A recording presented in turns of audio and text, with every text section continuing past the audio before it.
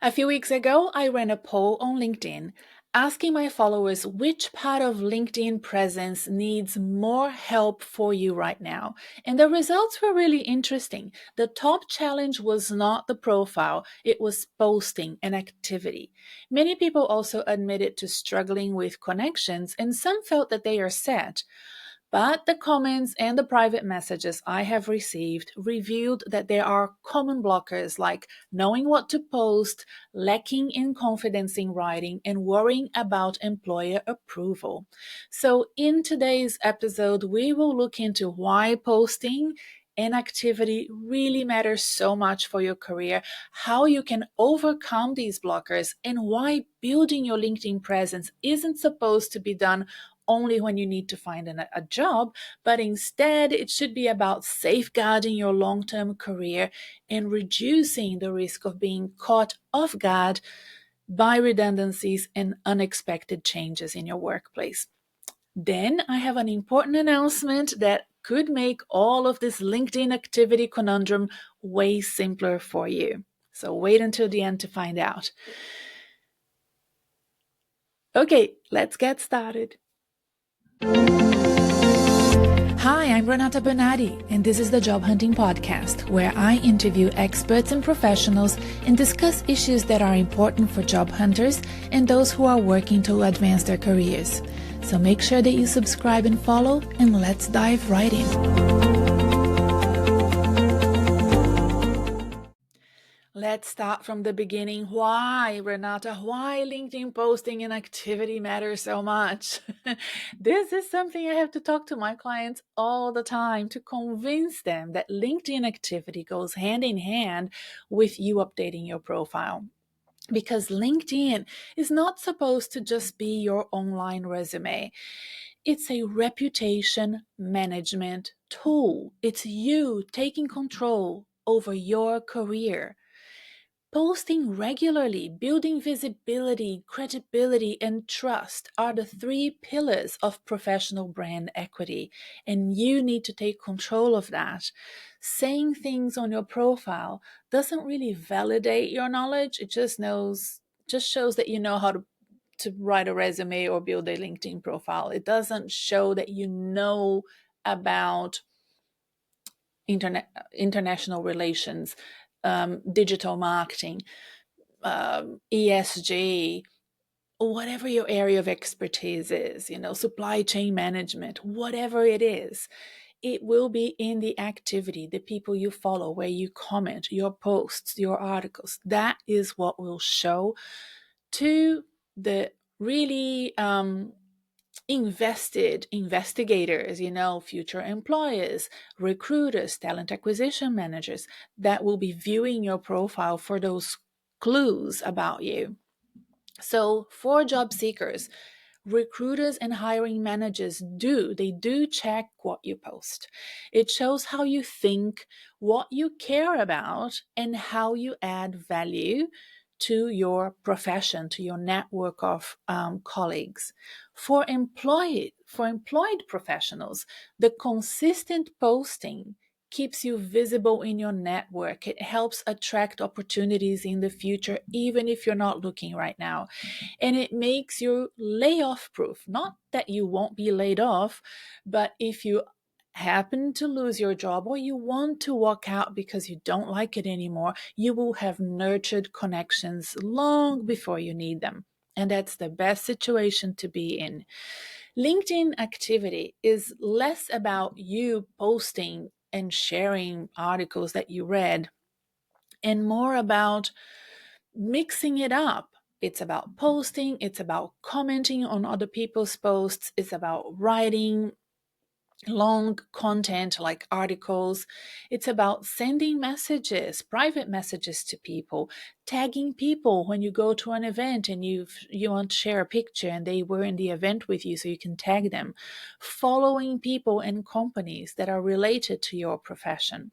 So connecting with people you know and having that live profile and presence on LinkedIn that evolves and upgrades over time is really important.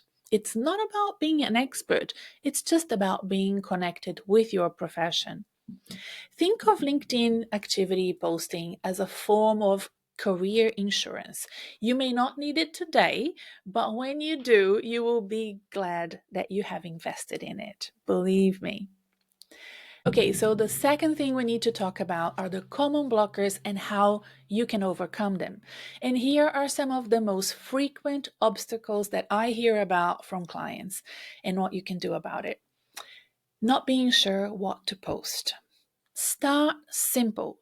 Share an article that you found really useful, that you've read, that you reflected on it, and you want to share some of the top tips that it has provided you.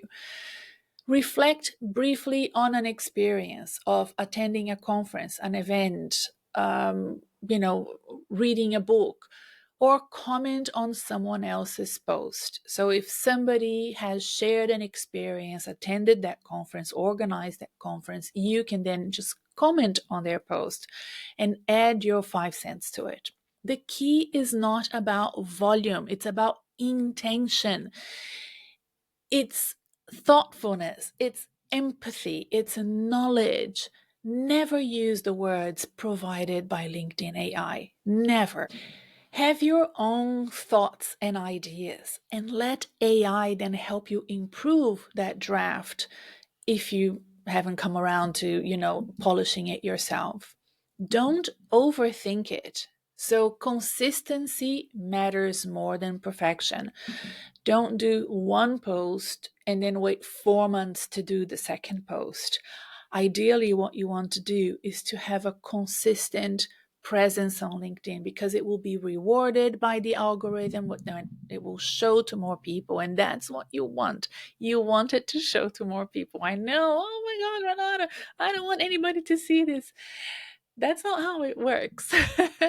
The idea here is for you to think of LinkedIn as if it was, don't be scared about what I'm going to say, but it's like you being on stage talking about your expertise. So, for example, in the past, I used to be in not for profit organizations and working with government and raising, an endowment for the not for profit organization so we could fund our activities in years to come. I could be talking about the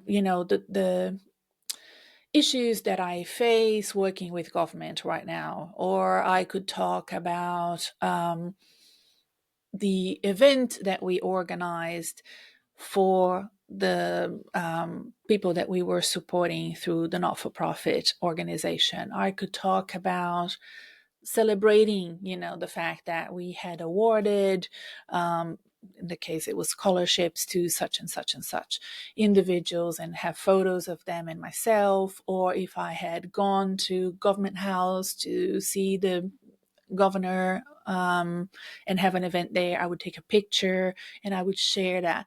So there's public relations involved, but there's also thought leadership. So if there were changes to the way that government were funding not-for-profits or providing grants that would impact our organization negatively, I would want to do an opinion piece about it. And in fact, we did. We wrote for newspapers, and we developed ideas around how to make this better and not worse for our organization. We went and we did TV interviews and so forth.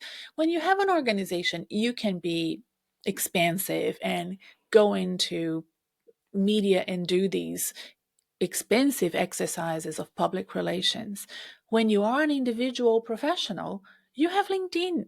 You can do opinion pieces as well for newspapers and other places, like maybe having a Substack newsletter, but you don't need to. LinkedIn is enough for corporate professionals to validate their area of expertise. So if you scroll down on my personal LinkedIn account all the way down to 2016, you will see that I wasn't a career coach then, and I was writing articles and developing my ideas.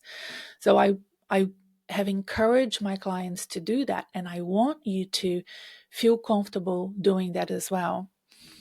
If you have low confidence in your writing, I understand. Write as if you were speaking to a trusted colleague, right? Sometimes when I'm talking to clients and I ask them about their area of expertise, I can sense a change in their energy. All of a sudden, their narrative becomes way more fluid. They're more excited about what they're saying because they have expertise in the area. It's easier for them to talk about.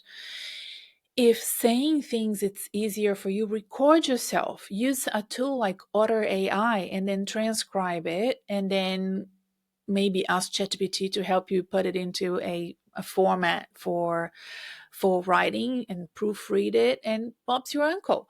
So, it's really simple when you think about it and you create the discipline. It's just hard to start. I know that. Using bullet points, short sentences, and clear structure. So, if you can remember these three things, it's really important on LinkedIn because people are interested in what you have to say. But if you write an entire essay and you make it like long paragraphs, they don't have the attention span for it. That's not why people go on LinkedIn. So use catchy words, and maybe use a Word document or Google document first before you start typing, instead of typing straight into the LinkedIn posting box that opens up when you want to post.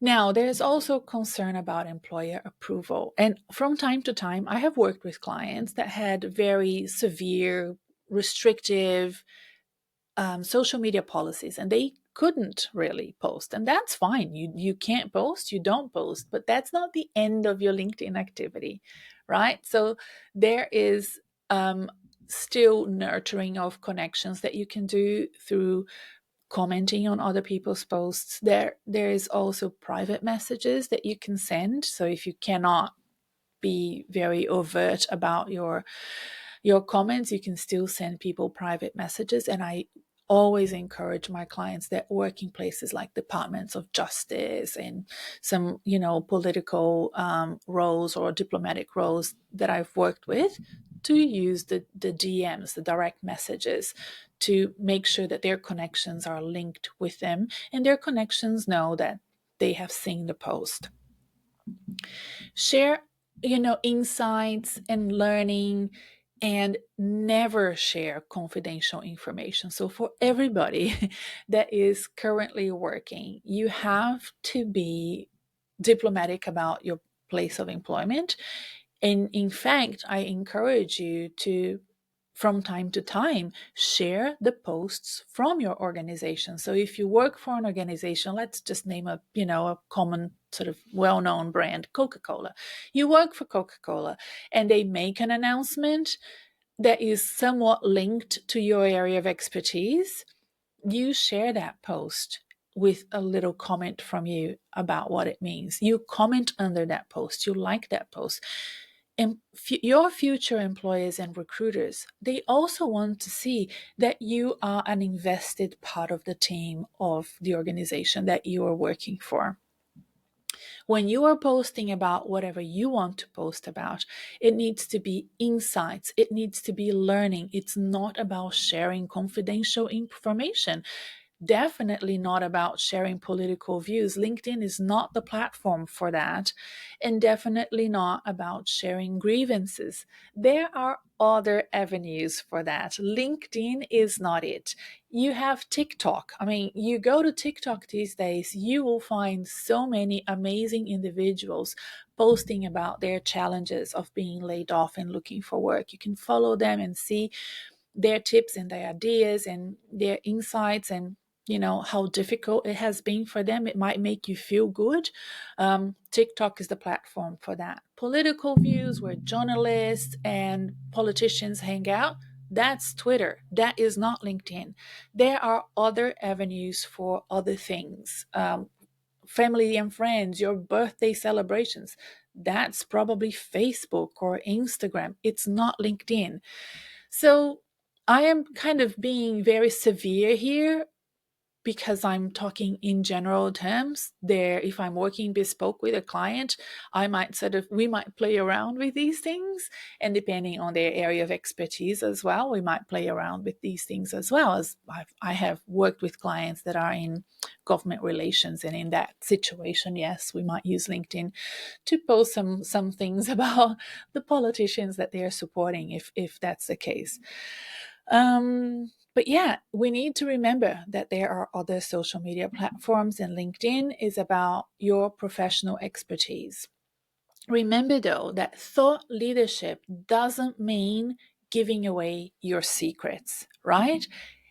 And depending on your area of expertise, that will, you know, position you differently on LinkedIn. So, for example, this is the difference between listening to my podcast and working with me as my client, right? You can listen to my podcast. My podcast is educational. It's trying to convey to you the importance of planning your career, running a good job search campaign, being well prepared for what's to come ahead of you if you've been laid off or if you're planning to leave your work. But where I teach people how to actually be successful and understand my ethos and my ideology and my philosophy about career planning and design, that sits between in me and my clients. There's a firewall. People pay me, and then I will share with them that knowledge, because that's how I make money. And I need you to also think about that for your area of expertise. You want to share your knowledge to educate people about what you're doing without sharing your secrets and the way that you work to benefit the organization that will employ you or has employed you already. So again, check your employer's social media policy. Work in government, work in finance, you have to check what their policy is. There is probably a written policy around this. If you work for a smaller organization, you might need to ask around.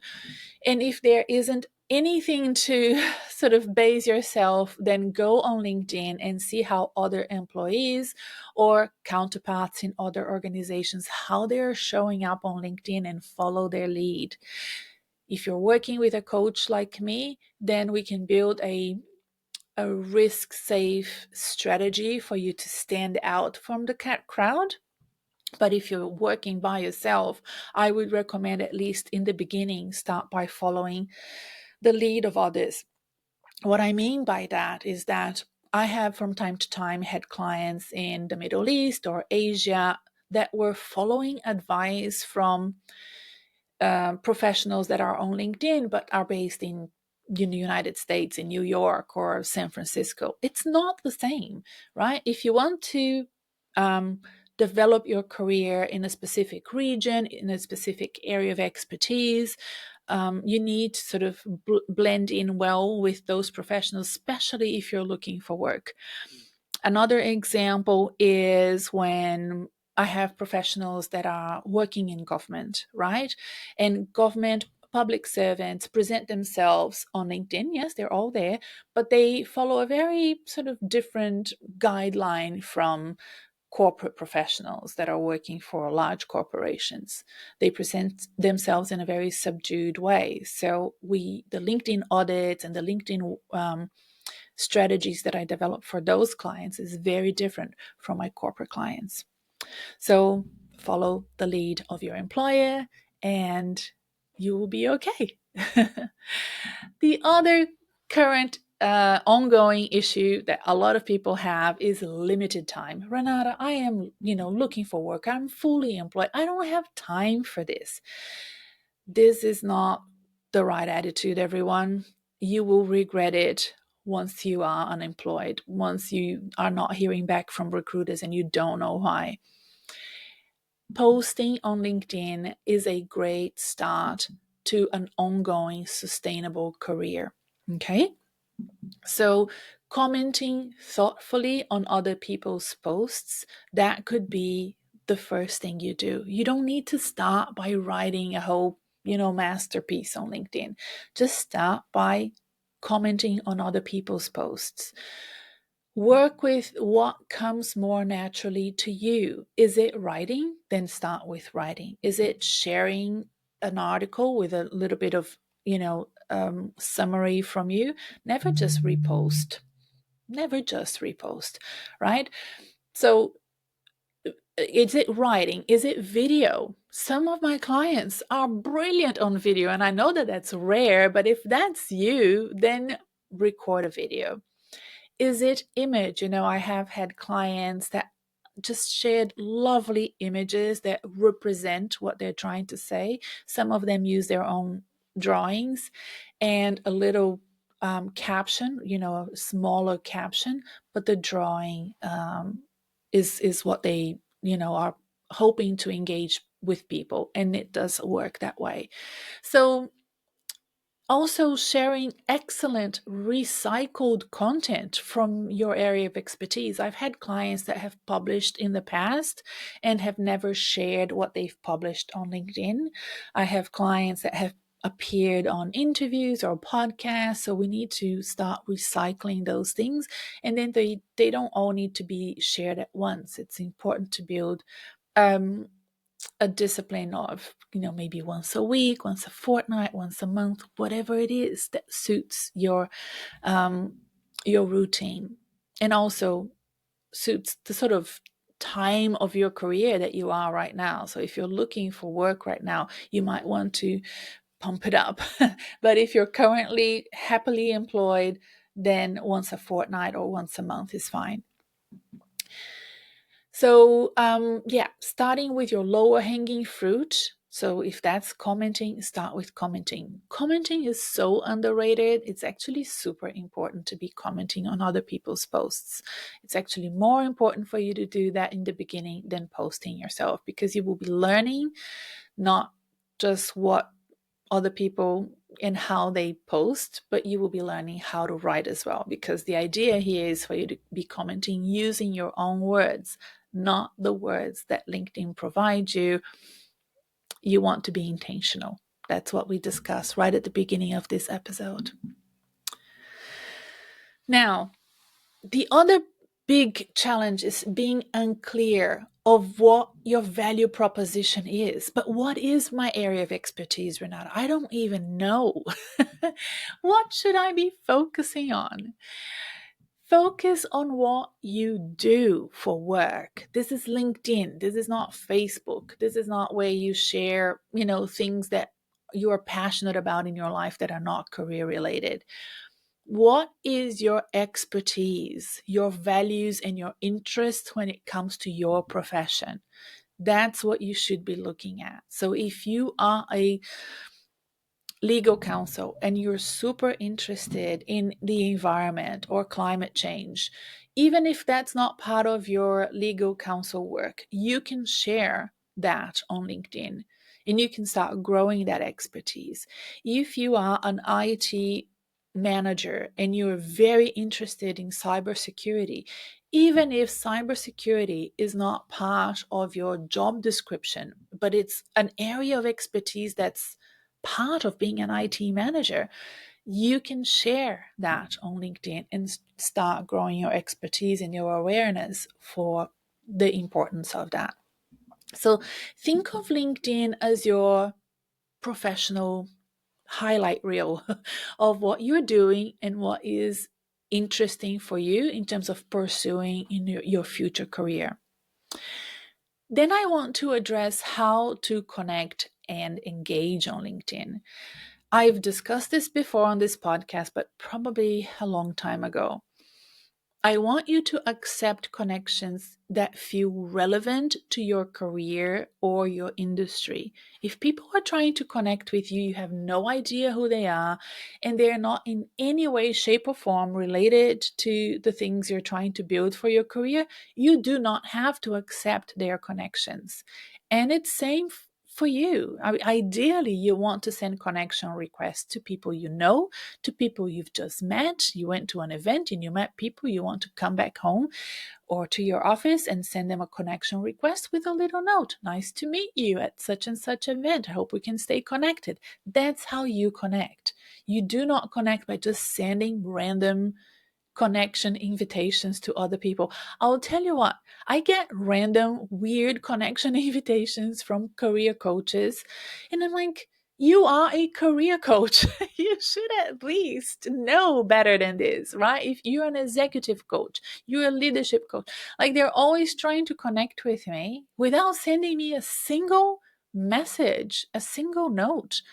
I mean, what are you teaching your clients? I get really frustrated and angry about that. And I think that there is an etiquette about how you connect with people that requires you to send a little note to say, this is why I want to connect with you. I've listened to your podcast. I really liked it. Or I've been following your LinkedIn activity for a long time. I've signed up for your newsletter.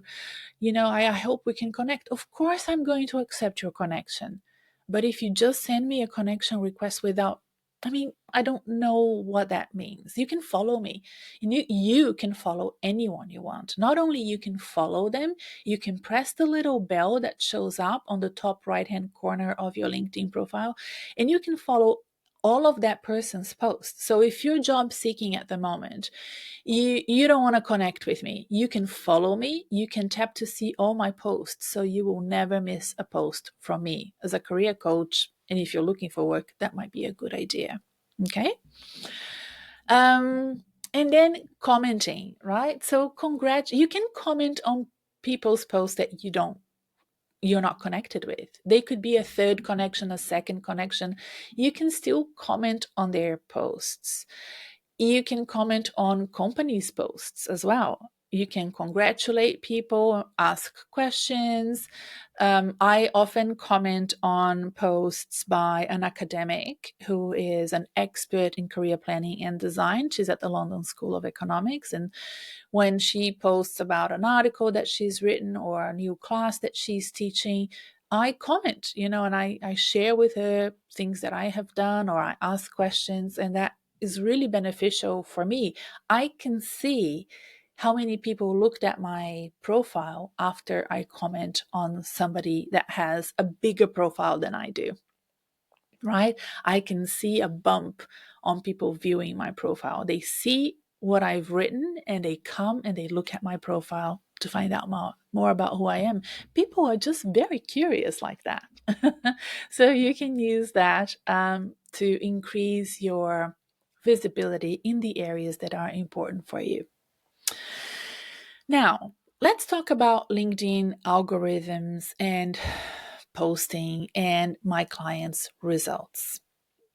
I have observed as a coach that frequent LinkedIn users, and I've done some research to make sure that I'm right about this, I've noticed that when people post, comment, or try a new feature for the first time, their very first attempt seems to perform better. And this very first time could be you coming back to LinkedIn activity after being away for months or years. So the first post that you do, the first comment that you do, the first poll, I recently started doing polls on LinkedIn, and the first one that I did performed super well. I had never done a poll before. So LinkedIn wanted to reward me for that and showed it to a lot of people. That is true not just of LinkedIn, but other social media platforms. TikTok, Instagram, Facebook will do the same. So that extra little boost to encourage people to continue to use the function is very common. And it's not so much about the first ever time, like I said, it's about timing, it's about spacing, and it's about early engagement. So, for example, there is enough evidence that shows that if you post for the first time in a day, so let's say you're posting, it's on a Monday and it's 10 a.m., it's your first post. If you're posting more than once a day, the morning post will do better than the afternoon post. And that's interesting. So if it's your first post of the day, if it's your first post of the week, or after a long gap from posting, that will perform better. LinkedIn looks at how people engage as well with that post to decide how much reach to give it. So if somebody comments very quickly after you post and there are lots of likes, LinkedIn will say, oh, people, and not they will say, it's like the algorithm is coded to think, okay, people are liking this. Let's show this to more people. Okay. It will continue to show it to more people. So posts that get strong early engagement within the first hour, people call that a golden window, are most likely to be shown to a wider audience. So it's an important thing for you to maybe coordinate with a few friends or colleagues to say, can you comment on my post? I just done a post. And I'd love to, you to do a comment on it. If you have close friends that you can ask that, that's fine. I have just done a poll this morning and I texted my husband and I said, can you vote? Can you vote? Because it just helps the algorithm show it to more people. If you post too often in a short period of time, LinkedIn will punish you. And I have seen that happen to me. So I did a poll a couple of weeks ago, and then I wanted to share it with many groups because I thought that the poll was really aligned with the group's interests. So I shared it with 4 or 5 different groups. And the more I shared it, the more I realized that the poll wasn't doing well. And I regretted it. So I won't be doing that again. So, what does that mean for you? It means that your first attempt matters. It needs to be well considered. It needs to be thought through. Ideally, you want to have a strategy behind it. And if you haven't posted in a long time, it will be important for you to sit down and think about what it is that you want to do. It will carry more weight than you think. And that's why it's so important to be intentional. You don't need to be perfect. That's not the point. But you want to have clarity of the message that you're sending, the purpose of your whole activity on LinkedIn anyway. And I've seen this play out with my clients. So, for example, I've worked with a client who had never used LinkedIn as much as I wanted her to use. And we worked together on a a LinkedIn post that kind of translated what she had done on Facebook when she moved to Australia. So she lived overseas and for a long time and came back to Australia after being away for decades. And she had posted something really interesting on Facebook, she showed me. And I'm like, look, this is not LinkedIn ready, but this is a start. Let's use this as a draft and see how we can translate this to LinkedIn narrative. And we did that, and it got lots of views. She had never posted anything like that on LinkedIn, and she hadn't posted on LinkedIn for months, definitely not since she had landed in Australia. That post positioned her again with her network of friends, both overseas and in Australia, to support her job searching. A few weeks later, we worked together on an article that showcased her area of expertise. A lot of my clients are using long form content to show their expertise, and we workshop these things together. That article was seen by recruiters, and that happens all the time with my clients, that the recruiters tell them that they've reached out because of their posts or because of their articles, not so much because of their profiles. And she had 2 job interviews, and she's now at the final stages of an interview. I have had many clients that have gotten jobs already, basically because of their LinkedIn activities. So whether that's posting articles, posting posts, writing short reflections by commenting on people's posts, or just being consistent will get you better results than not being on LinkedIn at all. And these are for my typical clients, people in their 40s and 50s and 60s who have expertise, have careers, and have connections. And even if the connections are not on LinkedIn yet, that's something that we need to work on as well. It's not that the algorithm will magically favor your posts. It's because your activity is intentional, it's well timed, it's aligned with your brand, with your professional brand and your reputation. It's the consistency that decides to take the learning further, and develop that new paradigm in your career where you are in control of your knowledge and you're showcasing what you want to showcase to an audience that can support your career in the long term.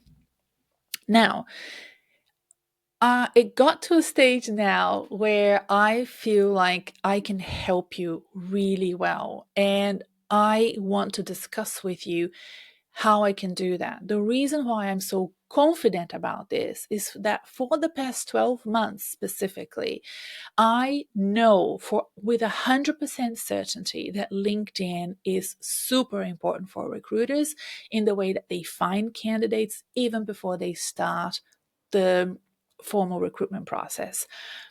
And I also have seen for the past 12 months or more how a consistent, intentional, strategic LinkedIn activity can help your career just launch, get your job search going, get recruiters coming into your messages and asking to see you. So I decided to launch a new service just focusing on LinkedIn activity. I am launching a private, unlisted LinkedIn group where we can test these strategies together. And my goal is to establish this group with you, with professionals from all over the world. It doesn't matter where you are, to share all that I know in a step-by-step way. So you don't need to start guessing or being worried where to go first. I will show you exactly what works. I will provide you with drafts and templates.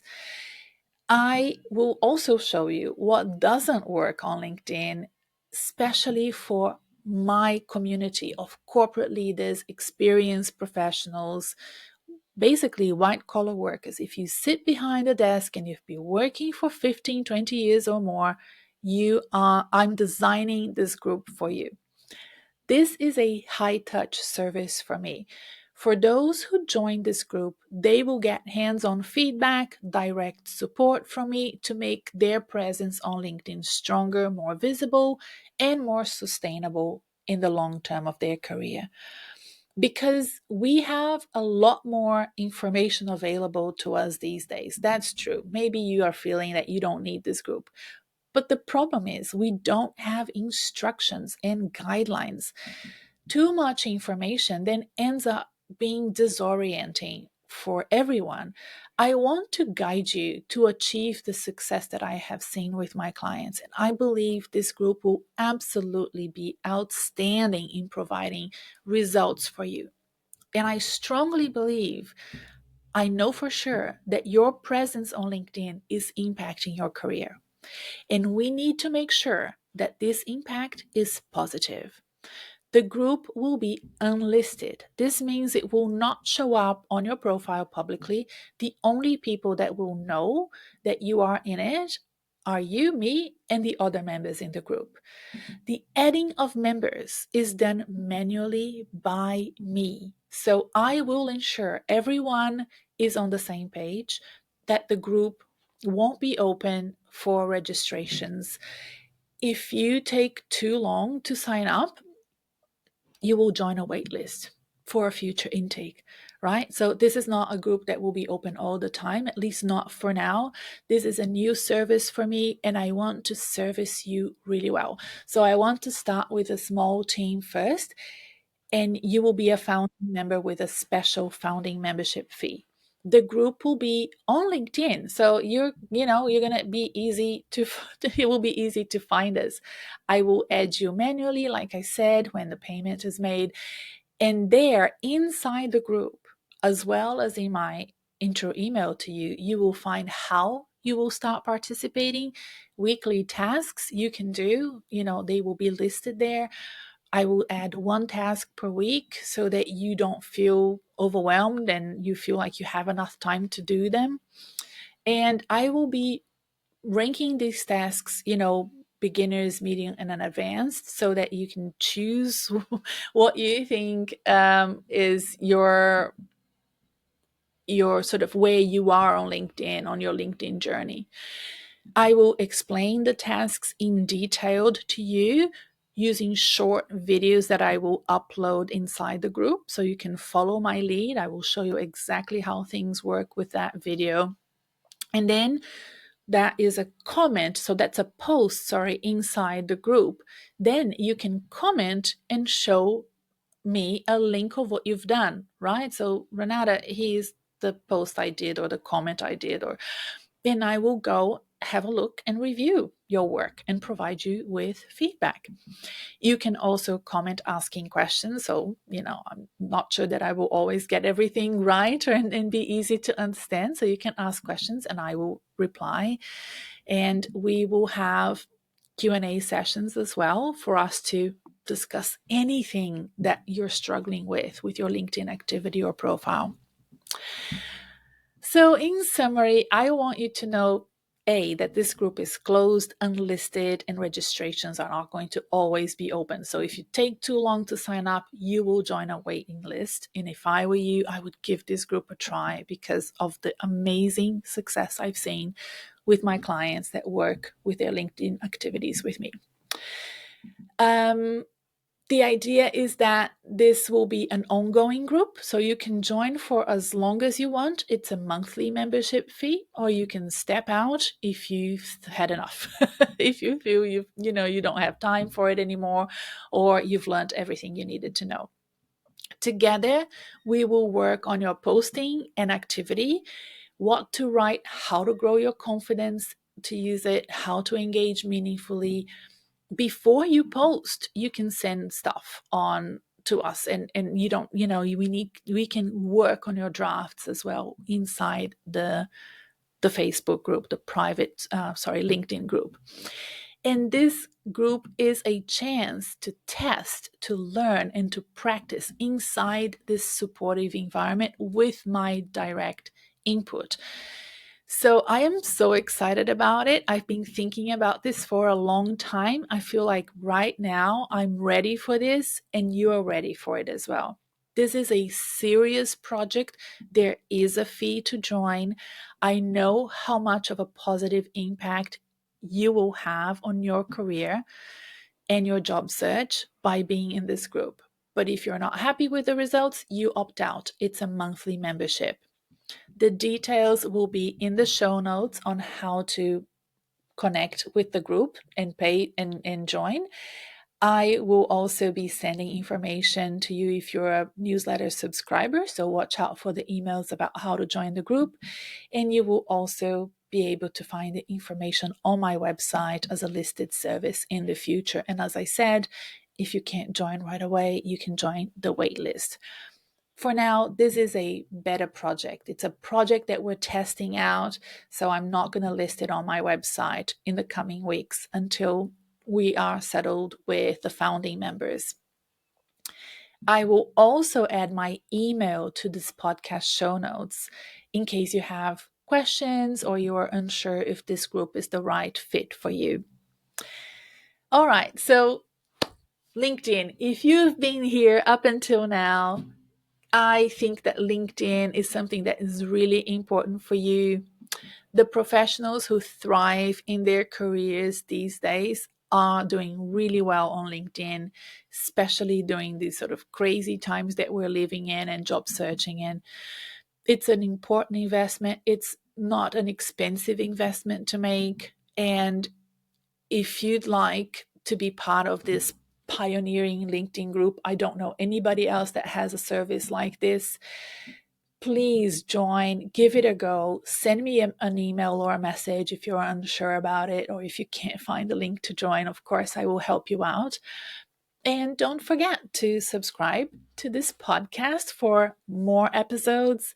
And we have a backlog of episodes about LinkedIn that you can listen to if you're interested to know more about my thoughts on LinkedIn.